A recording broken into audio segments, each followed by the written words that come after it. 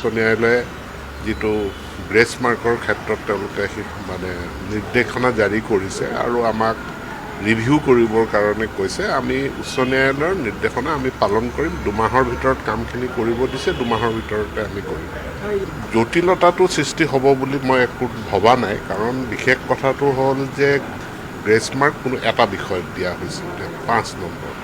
এতিয়া উচ্চ ন্যায়ালয়ে কৈছে যে গড়টো উলিয়াব লাগে। যদি এজন কেণ্ডিডেটে এটা ছাবজেক্টত 75 পাইছিলে, তেওঁ কোনোবা এটাত 55 পাইছিলে এটা ছাবজেক্টত, য'ত গ্ৰেছ মাৰ্কৰ জৰিয়তে এইটো 60% হ'ল।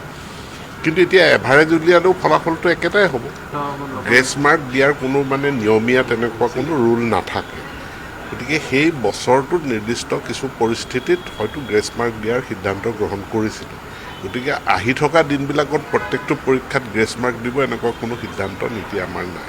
মানে অতি জটিলতালৈ যোৱাতকৈ বস্তুবোৰ লাহে লাহে পৰ্যায়ক্ৰমে আঁতৰোৱা এটা নাই, নিশ্চিতভাৱে। গতিকে চাওক, শিক্ষা বিভাগত বহুতখিনি জটিলতা আছিল। নিযুক্তি প্ৰক্ৰিয়াটো আমি স্বচ্ছ কৰিব বিচাৰিছোঁ আৰু কোনো ধৰণৰ ছাবজেক্টিভ ইভালুৱেশ্যন নকৰাকৈ মাৰ্ক বেছড এটা ইভালুৱেশ্যন কৰিব বিচাৰিছোঁ, যাতে সম্পূৰ্ণ মেধাৰ ভিত্তিত আমি যোগ্য প্ৰাৰ্থীসকলক নিৰ্বাচিত কৰিব পাৰোঁ।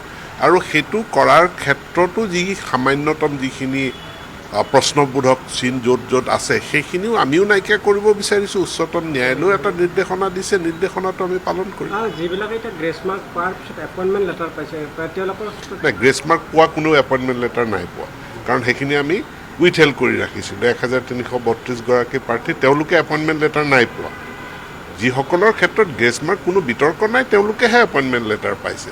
গতিকে এতিয়া গ্ৰেছ মাৰ্ক যিসকলে পাইছিল, তেওঁলোকৰ ক্ষেত্ৰত এটা ৰিএভালুৱেশ্যন হ'ব, অৰ্থাৎ তেওঁলোকৰ গড় নম্বৰটো আমি চাই পেলাই তাৰ ভিত্তিত তেওঁলোক টেট পাছ কৰিছে কৰা নাই এই সম্পৰ্কে সিদ্ধান্ত গ্ৰহণ কৰি এখন তাৰ বিপৰীতে এখন তালিকা হ'ব, তেওঁলোকে নিযুক্তি লাভ কৰিব।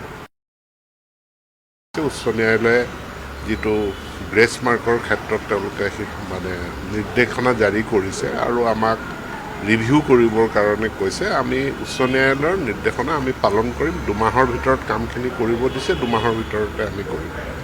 জটিলতাটো সৃষ্টি হ'ব বুলি মই একো ভবা নাই, কাৰণ বিশেষ কথাটো হ'ল যে গ্ৰেছ মাৰ্ক কোনো এটা বিষয়ত দিয়া হৈছিল 5 নম্বৰ।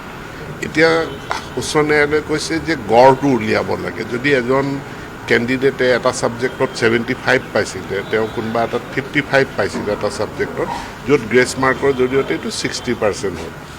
কিন্তু এতিয়া এভাৰেজ উলিয়ালেও ফলাফলটো একেটাই হ'ব। গ্ৰেছ মাৰ্ক দিয়াৰ কোনো মানে নিয়মীয়া তেনেকুৱা কোনো ৰুল নাথাকে। গতিকে সেই বছৰটোত নিৰ্দিষ্ট কিছু পৰিস্থিতিত হয়তো গ্ৰেছ মাৰ্ক দিয়াৰ সিদ্ধান্ত গ্ৰহণ কৰিছিলোঁ। গতিকে আহি থকা দিনবিলাকত প্ৰত্যেকটো পৰীক্ষাত গ্ৰেছ মাৰ্ক দিব এনেকুৱা কোনো সিদ্ধান্ত নীতি আমাৰ নাই। মানে অতি জটিলতালৈ যোৱাতকৈ বস্তুবোৰ লাহে লাহে পৰ্যায়ক্ৰমে আঁতৰোৱা এটা নাই, নিশ্চিতভাৱে। গতিকে চাওক, শিক্ষা বিভাগত বহুতখিনি জটিলতা আছিল। নিযুক্তি প্ৰক্ৰিয়াটো আমি স্বচ্ছ কৰিব বিচাৰিছোঁ আৰু কোনো ধৰণৰ ছাবজেক্টিভ ইভালুৱেশ্যন নকৰাকৈ মাৰ্ক বেছড এটা ইভালুৱেশ্যন কৰিব বিচাৰিছোঁ, যাতে সম্পূৰ্ণ মেধাৰ ভিত্তিত আমি যোগ্য প্ৰাৰ্থীসকলক নিৰ্বাচিত কৰিব পাৰোঁ।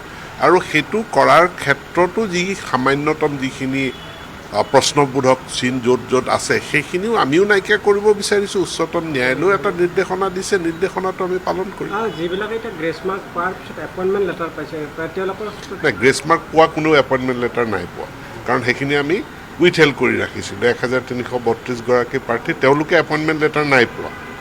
যিসকলৰ ক্ষেত্ৰত গ্ৰেছ মাৰ্ক কোনো বিতৰ্ক নাই, তেওঁলোকেহে এপইণ্টমেণ্ট লেটাৰ পাইছে।